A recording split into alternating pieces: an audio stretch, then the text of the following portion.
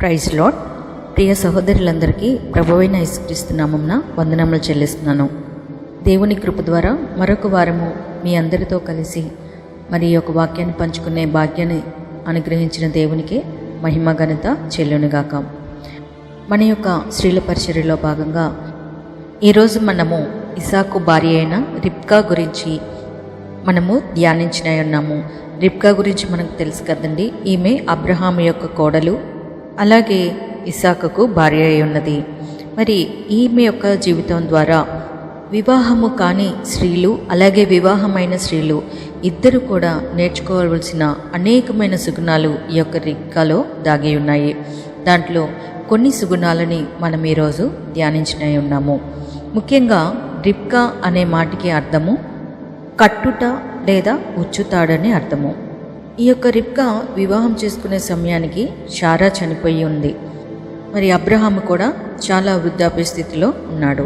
ఇటువంటి సమయంలో తన యొక్క కుమారుడైన ఇసాకుకి వివాహం చేయాలనే ఒక ఆలోచన అబ్రహాముకి ఏర్పడింది.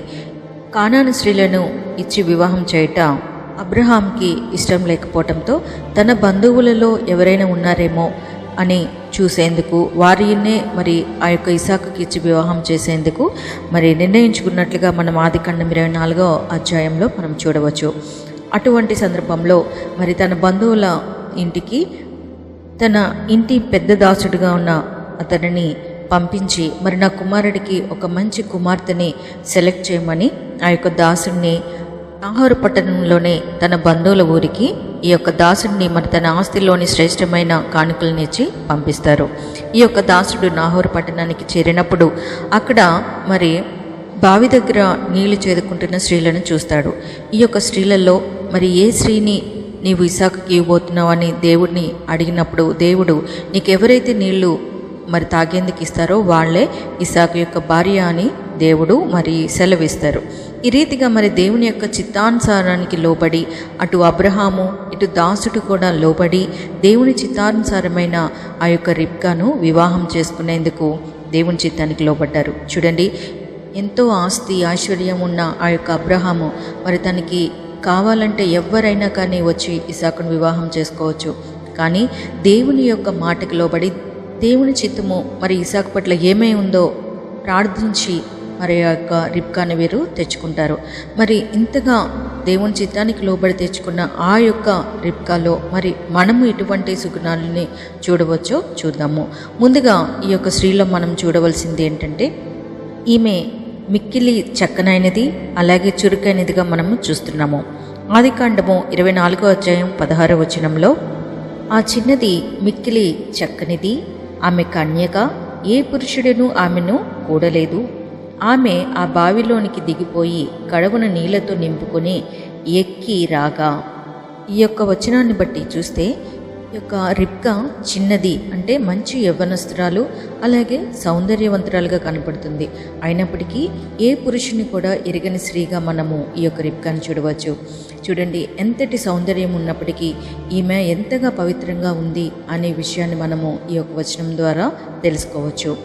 యెషయా గ్రంథము 3వ అధ్యాయము 16వ వచనంలో ఏమనుందంటే, స్త్రీలు మెడచాచి నడుచుచు, ఓరచూపులు చూచుచు, కులుకుతో నడుచుచు, కాళ్ళకజ్జలు మ్రోగించుచున్నారు అని వ్రాయబడి ఉంది. చూడండి, ఎవరి కోసం వీరు ఇదంతా చేసేది? పురుషుడిని ఆకర్షించేందుకు ఈ స్త్రీలు ఇలాగా చేస్తున్నట్లుగా మనం చూడవచ్చు కదా. కాలంలో స్త్రీలు మరి ఈ రీతిగా ప్రవర్తిస్తూ ఉన్నారు. కానీ ఈ యొక్క రిబ్కా మాత్రము మరి అటువంటి పరిస్థితి ఆమె యొక్క జీవితంలో రానివ్వలేదు. కేవలము దేవుని యొక్క చిత్తానుసారంగా దేవుని యొక్క బిడ్డగా మరి తను తాను తగ్గించుకొని తను ఎంత సౌందర్యవంతురాలైనా యవ్వనస్తురాలైనా కానీ ఆ యొక్క పురుషుణ్ణి ఆకర్షించే విషయంలో మరి ఓరచూపులు చూడటము, మరి కులుకుతూ నడవటం ఇలాంటివి ఏవి కూడా ఆమె దరి చేరకుండా జీవించింది. ప్రార్థనా జీవితం గల స్త్రీ కాబట్టి మరి తను తాను దేవునికి లోపరుచుకుంటూ విధేయతగా అనుకువ కలిగి జీవిస్తూ ఏ పురుషుని కూడా ఎరగని స్త్రీగా మనము ఈ యొక్క రిబ్కాను చూడవచ్చు. అంత మాత్రమే కాదు, ఈ యొక్క స్త్రీ ఎంతో చురుకైనదిగా మనం చూస్తున్నాము.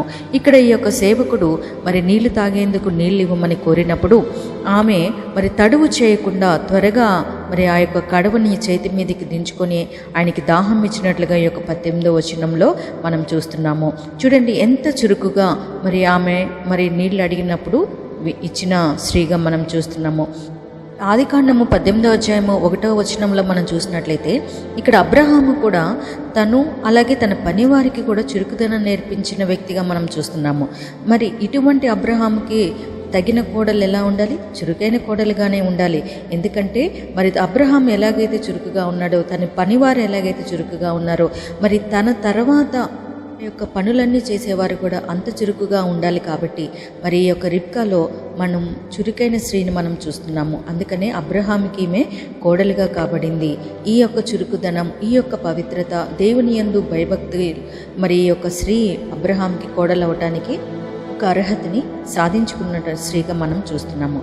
అలాగే రెండవదిగా ఈ యొక్క రిబ్కాలో మనం చూసే సుగుణం ఏంటంటే ఈమె ఓపిక అలాగే సహనం గల స్త్రీగా మనం చూస్తున్నాము. చూడండి, ఆదికాండము 24వ అధ్యాయము 20వ వచనంలో చూసినట్లయితే, త్వరగా గాడిలో తన కడవ కుమ్మరించి తిరిగి చేదుటకు ఆ బావికి పరిగెత్తుకొని పోయి అతని ఒంటెలన్నిటికీ నీళ్లు చేదిపోసును అని రాయబడి ఉంది కదా. చూడండి, ఇక్కడ ఆ యొక్క దాసునికి నీళ్ళు ఇవ్వటమే కాదు, దాసునికి కలిగిన ఆ యొక్క ఒంటెలకి కూడా ఆమె నీరు పోసినట్లుగా చూస్తున్నాము. ఒంటెలు నీళ్లు తాగటం అంటే మామూలు విషయం కాదండి. ఒక్కో ఒంటె 7-8 కడవల నీరు త్రాగుతాయని అంటూ ఉంటారు. అలా 10 ఒంటెలకు అంటే దాదాపు 80 కడవల నీళ్లు బావిలోకి దిగి తేవడం అంటే ఎంత ఓపిక కావాలో మనము గమనించవచ్చు. మనము ఈ కాలంలో మామూలుగా ఒక గ్లాస్ వాటర్ ఇమ్మంటేనే మనకి ఎంతో కష్టంగా ఉంటుంది. మళ్ళీ రెండోసారి వాళ్ళు వాటర్ అడిగారు అంటే ఇంకా ఎంతగా ఇసుక్కుంటూ ఉంటామంటే, అబ్బాయి ఇప్పుడు మళ్ళీ ఇంకో గ్లాస్ వాటర్ తేవాలా లోపలికి వెళ్ళి అని చెప్పి వెంటనే విసుకొచ్చేస్తూ ఉంటుంది కదండి. మరి ఈమె ఎన్ని కడవలు? 80 కడవల నీళ్లు. ఆ కాలంలో నీళ్లు కావాలి అంటే మనలాగా మోటార్లు పెట్టి పైకి తీసుకురావడము, పైప్స్ కానీ బోరింగ్ కానీ ఉండేది కాదు. వాళ్ళు ఎలా తీసుకొచ్చేవాళ్ళంట 16వ వచనంలో మనం చూసాం కదా. మరి దిగిపోయి బావిలోనికి దిగిపోయి కడుపుతో నీళ్లు ముంచుకొని మళ్ళీ ఆ యొక్క బావిలో మెట్లు ఉంటాయి అన్నమాట. ఆ మెట్ల ద్వారా మరి పైకి వచ్చి వాళ్ళు అలాగా నీళ్లు తెచ్చుకుంటూ ఉండేవారు. మరి ఈమె ఈ యొక్క 80 కడవల నీటిని ప్రతిసారి మరి ఆ యొక్క కడవతో కిందకి మెట్ల ద్వారా బావిలోకి దిగటము, ఆ యొక్క వాటర్ తీసుకోవటము, మళ్ళీ పైకి రావటము, ఒంటెలికి పోయటము, ఈ రీతిగా చేయాలంటే ఆమెలో ఎంత ఓపిక అనేది ఉందో మనము ఈ యొక్క వచనం ద్వారా చూడవచ్చు. అంతటి ఓపికతో ఒకవేళ పనిచేసి ఆ దాసుని దగ్గర ఏదైనా కానుక పొందే ఉద్దేశం ఉందేమో అనుకుంటే అలా కాదు. ఎందుకంటే రిబ్కా చాలా ధనవంతురాలు. అలాగే ఆమె కింద దాసదాసీలు కూడా ఉన్నట్లుగా మనము పై వచనాల్లో చూడవచ్చు. అయితే మరి ఎందుకు ఇలా చేస్తుంది? తన పనివారు చేయొచ్చు కదా అనుకుంటే, ఆమె ఏంటంటే తన గృహ బాధ్యతలను స్వీకరించింది. అలాగే సుఖానికి ఆమె కోరుకోలేదు. యవనస్తురాలు నేను మంచిగా నా కింద దాసదాసీలు ఉన్నారు కదా, నేను సుఖపడాలి అనుకోకుండా మరి తన పనులన్నీ కూడా సొంతంగా చేసుకునేందుకు తన ఆసక్తి కనపరిచిన స్త్రీగా చూస్తున్నాము. ఈ రీతిగా మరి ఈ యొక్క స్త్రీ ఎంతో ఓపిక సహనం కలిగి ఉన్న స్త్రీగా మనం చూస్తున్నాము. ప్రస్తుత కాలంలో మరి యవనస్తులైన స్త్రీలు ఎలా ఉంటున్నారంటే, వివాహం అయ్యేంత వరకు కూడా ఏ పని చేయని వారై మరి వాళ్ళు నాకు ఈ పని రాదు నన్ను చెప్పి తప్పించుకుంటూ స్వంతగా వాళ్ళ పనులు వాళ్ళు చేసుకోకుండా గడిపేస్తూ ఉన్నారు. వారి యొక్క తల్లిదండ్రులు కూడా తర్వాత మ్యారేజ్ అయిన తర్వాత వారి యొక్క పనులు చేసుకుంటారు కదా, ఇప్పుడే ఎందుకులే అని ఇటువంటి ఇంటి బాధ్యతలు కూడా మరి ఆ యొక్క పిల్లలకి నేర్పించిన స్త్రీలుగా ఉంటూ ఉన్నారు. కానీ ప్రియ సహోదరులారా, మీరు అలాగే మీ యొక్క పిల్లలు కూడా మరి పని విషయంలో ఎంతో చురుకైన వారిగా, నమ్మకంగా, ఓపికగా పనిచేసేవారిగా ఉండాలి. చిన్న వయసు నుంచి పిల్లలకి అన్ని పనులు కూడా నేర్పించి వివాహం తర్వాత ఎటువంటి ప్రాబ్లమ్స్ రాకుండా ఉండాలి అంటే ముందుగా ఈ యొక్క పిల్లల్ని పెంచే విషయంలో కూడా వారికి ఓపికని, సహనాన్ని, మరి ప్రేమని పంచేవారిగా మనము వాళ్ళని ముందుగానే తయారు చేయాలి. అది ముఖ్యంగా తల్లులైన మరి యొక్క స్త్రీల మీద ఆధారపడి ఉంది. అలాగే మరి స్త్రీలమైన మనము కూడా మరి గుణవతి అయిన భార్య దొరుకుట అరుదు, అది ముత్యం కంటే అమూల్యమైనది అని మనము సామెత గ్రంథంలో చూస్తున్నాం కదా. మరి అటువంటి స్త్రీలుగా మనము ఉండాలి. తన చేతులారా పని చేస్తుంది అని రాయబడి ఉంది. అవును, మన చేతులారా మనం పని చేసుకోవాలి. మన ఇంటి వారి నడతలు మనం చూసుకోవాలి. పెనిమిటికి మనము ఒక ఆమెను పొగిడే విధంగా ఉంది అని అక్కడ రాయబడి ఉంది. మరి మనము కూడా మన యొక్క భర్తలను మనం పొగిడే విధంగా మనము నడుచుకోవాలి.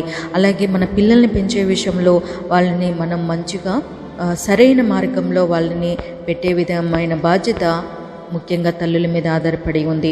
మరి ఈ యొక్క స్త్రీ మరి ఎలా ఎంత ధనవంతురాలైనప్పటికీ అన్ని పనులు కూడా వివాహానికి ముందే నేర్చుకొని ఓపిక సహనం కలిగి అన్ని పనులు కూడా సొంతంగా చేసుకునే యొక్క స్త్రీగా మనం రిబ్కాని చూస్తున్నాము.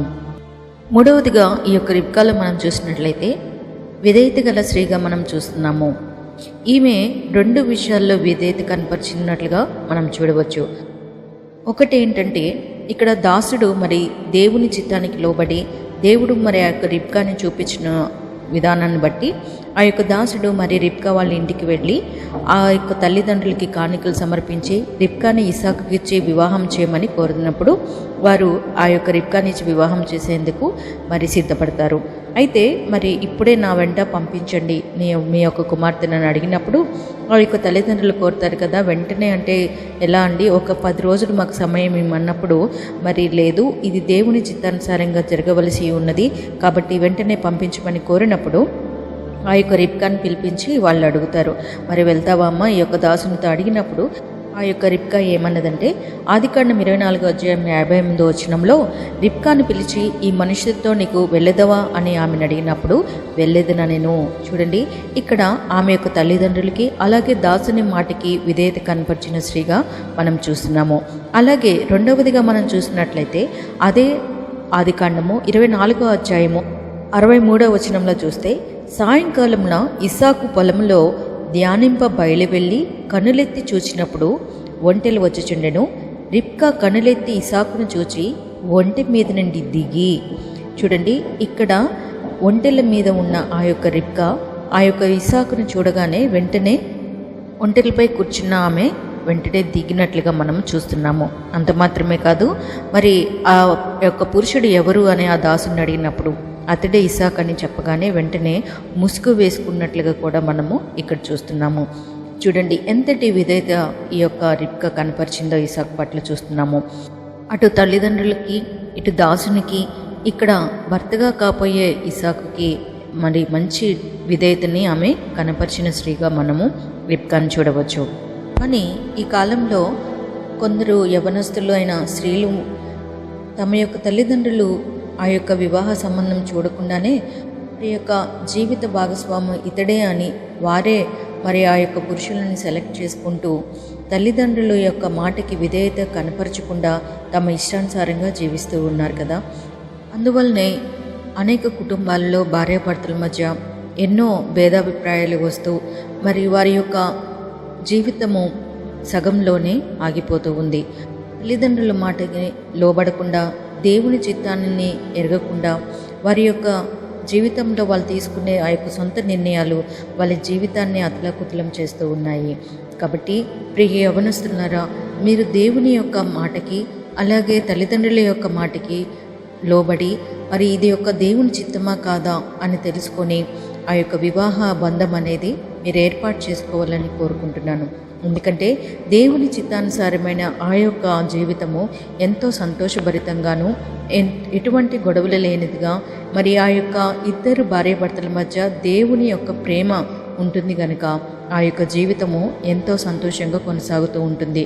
అలాగే దేవుని చిత్తానుసారంగా లేకుండా మనం వివాహం చేసుకున్నట్లయితే ఆ యొక్క మరి వివాహ జీవితము ఎంతో మరి గొడవలతోనూ భేదాభిప్రాయాలతోనూ ఇరుకు ఇబ్బందుల మధ్య ఎంతగానో నలిగిపోతూ ఉంటాము. కాబట్టి మన యొక్క వివాహ జీవితంలో ముందుగా దేవుని యొక్క చిత్తం ఏమై ఉందో అని గ్రహించి మరి అది దేవుని చిత్తం అయితేనే మరి వివాహం జరిగించు ప్రభువా అని ప్రార్థన చేసి ఆ యొక్క వివాహాన్ని మీరు చేసుకోవాలని కోరుకుంటున్నాను. అలాగే తల్లులుగా మరి మీ బిడ్డల మీద ఇలాగే ఉండాలి, ఇదే చేసుకోవాలని ప్రెజర్ చేయకుంటాం కాదు, కానీ ఇది దేవుని చిత్తమా కాదా అని ఇద్దరు మోకరించి ప్రార్థన చేసి దేవుని చిత్తానుసారమైతే ఇది జరిగించు ప్రభువా అని ఆ యొక్క దాసుడు ఎలాగైతే దేవుణ్ణి కోరుకున్నారో మన యొక్క పిల్లల విషయంలో కూడా మనము దేవుని చిత్తం అవునో కాదో గ్రహించి ఆ యొక్క వివాహాలు జరిగించాలని కోరుకుంటున్నాను. ఈ రీతిగా ఉంటే మనము ఆ యొక్క వివాహ జీవితాన్ని ఎంతో బలపరుస్తాము. ఆ రీతిగానే మనము కూడా మన యొక్క భర్తలకి మనము లోబడి ఉండాలి. ఇస్సాకుకి మరి ఆ యొక్క రిబ్కా మరి వివాహాన్ని కంటే ముందుగానే ఎంతగా లోబడిందో మనము కూడా మన భర్తలకి మనము లోబడి జీవించాలి. భర్త యొక్క పనుల్లో మనము సహకారులుగా ఉండి భర్తల విషయమై ప్రార్థించే స్త్రీలుగా మనము ఉండాలి. ఇక 4వదిగా మనం చూసినట్లయితే ఈ యొక్క రిబ్కా ప్రేమించే స్త్రీగా మనం చూస్తున్నాము. ఆదికాండము 24వ అధ్యాయము 67వ వచనంలో మనం చూసినట్లయితే, ఇస్సాకు తల్లి అయిన శారా గుడారంలోనికి ఆమెను తీసుకొని పోయిను, అట్లు అతడు రిబ్కాను పరిగ్రహింపగా ఆమె అతనికి భార్య అయ్యెను. అతడు ఆమెను ప్రేమించెను. అప్పుడు ఇస్సాకు తన తల్లి విషయమై దుఃఖ నివారణ పొందెను. ఇక్కడ చూసినట్లయితే ఇస్సాకు దుఃఖంలో ఉన్నాడు. ఎందుకు? తన తల్లి అయిన శారా చనిపోవటంతో మరి తను ఎంతో దుఃఖంలో మునిగిపోయి ఉన్నాడు. అటువంటి సమయంలోనే ఈ యొక్క రిబ్కాతో వివాహం అవటంతో ఆ యొక్క తల్లి చూపించిన ప్రేమను మరి ఈ యొక్క రిబ్కా చూపించింది కాబట్టి, ఆ యొక్క ప్రేమ తన తల్లి చూపించిన ప్రేమగా ఉంది కాబట్టి ఆ ప్రేమ ద్వారా తను దుఃఖ నివారణ పొందినట్లుగా మనం చూస్తున్నాము. మరి రిబ్కా అన్న పేరులో మనము అర్థము ఉచ్చుతాడని చూసాం కదా. ఇది ఎటువంటి ఉచ్చుతాడు? ప్రేమ అనే ఉచ్చుతాడుగా మనం చూడవచ్చు. చూడండి, ప్రేమతో ఆ యొక్క ఇస్సాకుని ఆ యొక్క దుఃఖ నివారణ నుంచి ఆమె విడుదల చేసిన స్త్రీగా మనం రిబ్కాను చూస్తున్నాము.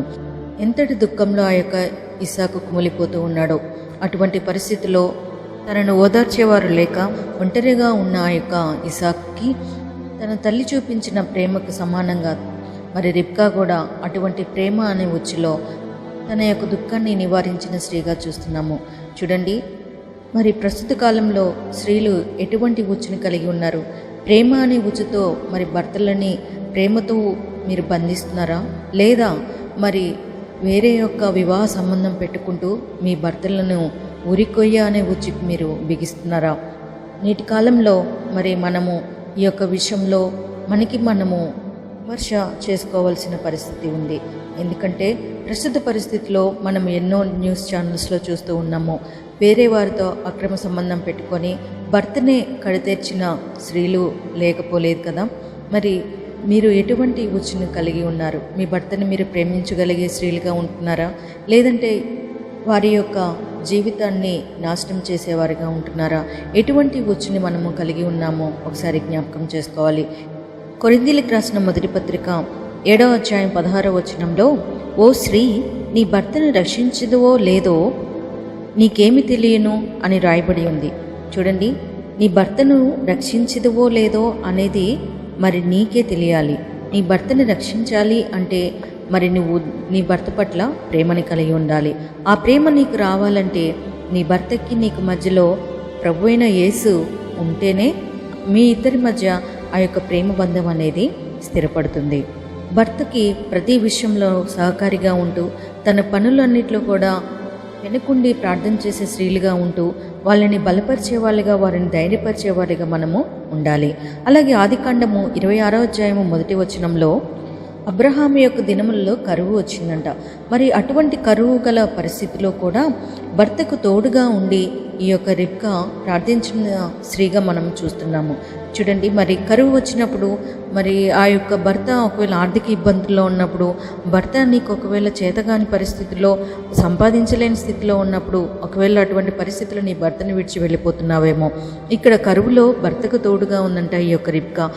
మన యొక్క భర్త మరి ఆ యొక్క ఆర్థిక ఇబ్బందుల మధ్య, మరి శారీరక ఇబ్బందుల మధ్య ఒకవేళ నలిగిపోతున్నారేమో, అటువంటి పరిస్థితిలో వాళ్ళతో మనం ఉండి మరి వారి కోసం ప్రార్థన చేసేవారిగా, వారిని ధైర్యపరిచేవారిగా, వాళ్ళని మనం ప్రేమించేవారిగా ఉండి వాళ్ళని ప్రోత్సహించాలి, కానీ వాళ్ళని మనము డిసప్పాయింట్ చేయకూడదు. అలాంటి పరిస్థితిలో మరి మనము వాళ్ళకి తోడు ఉండి వాళ్ళని బలపరిస్తే వాళ్ళు ఎంతో సంతోషిస్తారు. ఈ యొక్క రిబ్కా ఎలాగైతే తన ప్రేమ ద్వారా ఇస్సాకుని ధైర్యపరిచిందో, దుఃఖ నివారణ గాంచిందో, ఆ రీతిగా మనం కూడా మన యొక్క భర్తలని ప్రేమించేవారిగా మనం ఉండాలి. భార్యాభర్తలు ఇద్దరు కూడా కలిసి ప్రార్థన చేసినప్పుడు వారిద్దరి మధ్య దేవుని యొక్క ప్రేమ ఇంకా బలపడి వారి యొక్క వివాహ జీవితము ఎంతో స్థిరంగా నిలబడుతుంది. ఈ యొక్క రిబ్కా మరి పిల్లలు లేనిదై ఎంతగానో దుఃఖపడుతున్నప్పుడు మరి ఇస్సాకు కూడా తనతో కలిసి ప్రార్థన చేసినప్పుడు వాళ్ళకి మరి గర్భఫలం కూడా దేవుడు అనుగ్రహించాడు. చూడండి, ఆదికాండము 25వ అధ్యాయం 21వ వచనంలో భార్యాభర్తలు ఇరువురు కూడా దేవుణ్ణి ప్రార్థించి ఏక మనసుతో అడిగినట్లుగా మనం చూస్తున్నాము. ఆ యొక్క రిబ్కాకి మరి పిల్లలు లేనప్పుడు ఆ యొక్క విషయమై ఇద్దరు భార్యాభర్తలు కూడా ఏక మనసు కలిగి ప్రార్థన చేసినట్లుగా మనం చూస్తున్నాం. ఆ యొక్క ఏకాత్మ ఏక మనసు కావాలంటే వారిద్దరి మధ్య దేవుని యొక్క ఉద్దేశము, దేవుని యొక్క ప్రేమ వారికి ఉంటేనే ఆ యొక్క ఏక మనసు అనేది ఏర్పడుతుంది. మరి వీరిద్దరు కూడా ఏక మనసుతో మరి ప్రార్థన చేసినప్పుడు దేవుడు వాళ్ళకి గర్భఫలాన్ని కూడా అనుగ్రహిస్తాడు. ఇస్సాకు దుఃఖంలో ఉన్నప్పుడు ఏ రీతిగా మరి రిబ్కా తన దుఃఖ నివారణకి సహకరించిందో ఆ రీతిగానే మరి రిబ్కా గర్భఫలం లేనిదిగా బాధపడుతున్నప్పుడు ఇస్సాకు కూడా అటువంటి ప్రేమని కనపరిచి తనకి ధైర్యాన్ని ఇచ్చి ఇద్దరు కూడా ఏం కాదు, దేవుడు మనకి సహాయం చేస్తాడని మరి మోకరించి ప్రార్థన చేసి ఇరువురు కూడా దేవుడిని ఏక మనసుతో ప్రార్థన చేసినప్పుడు దేవుడు వారి ఇరువురు మొరని ఆలకించి వారికి గర్భఫలాన్ని దయచేస్తాడు.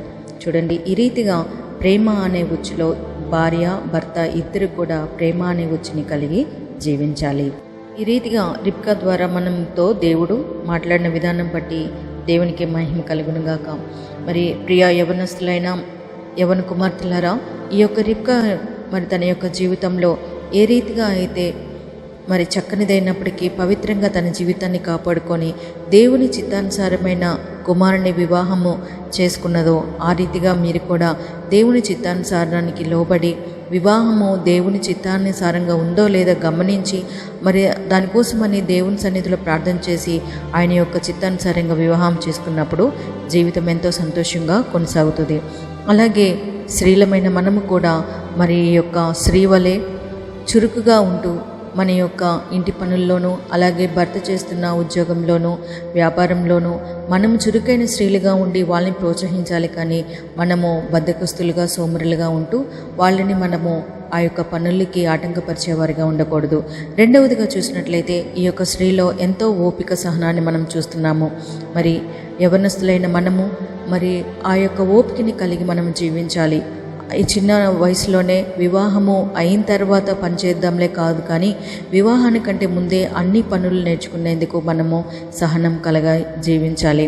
వివాహానికంటే ముందే అన్ని పనుల బాధ్యతలు మనము తెలుసుకొని ఉండాలి. బాధ్యత కలిగి జీవించే విధంగా మనము ఉండాలి. అలాగే స్త్రీలమైన మనము కూడా మరి పనులు చేసే విషయంలో ఓపిక కాదు, కానీ ఆర్థిక ఇబ్బందులు భర్తలకు ఏర్పడినప్పుడు, ఇంట్లో పరిస్థితులు బాగాలేనప్పుడు మరి కాస్త నిరీక్షణ కలిగి సహనం కలిగి ఈరోజు పరిస్థితి ఒకవేళ బాగోకపోవచ్చు, ఈ యొక్క సమస్యలను చూసి పారిపోకుండా దేవుని దగ్గర మోకరించి ప్రార్థన చేసినప్పుడు మరి దేవుడు తప్పకుండా ఆ యొక్క పరిస్థితి నుంచి గట్టెక్కిస్తాడని నమ్మి ఓపికతో మనం కనిపెట్టి ప్రార్థన చేసినప్పుడు ఎటువంటి పరిస్థితులైనా, ఆర్థిక ఇబ్బందులైనా, శారీరక ఇబ్బందులైనా, ఏ పరిస్థితినైనా కానీ మనము జయించేవారిగా ఉంటాము. అలాగే మూడవదిగా మనము ప్రేమించే స్త్రీలుగా ఉండాలి. మరి ప్రేమించడం అంటే యవనస్తులైన స్త్రీలు మరి తల్లిదండ్రులకి అవిధేయతగా ప్రవర్తిస్తూ దేవుని చిత్తానికి లోబడకుండా మీ ఇష్టమైన వ్యక్తుల్ని ప్రేమించి పెళ్లి చేసుకుంటే ఆ యొక్క జీవితము తర్వాత నరకప్రాయం అయిపోతుంది. కాబట్టి మరి వివాహం చేసుకునే విషయంలో, వ్యక్తిని ప్రేమించే విషయంలో దేవుని చిత్తము అవునా కాదా అని మోకరించి ప్రార్థన చేసి అడిగినప్పుడు దేవుడు తప్పకుండా మీ పట్ల గొప్ప కార్యం చేసి ఆయనకి ఇష్టమైన కుమారుణ్ణి, ఆయన చిత్తమైన కుమారుణ్ణి మీ జీవిత భాగస్వామిగా చేస్తాడు.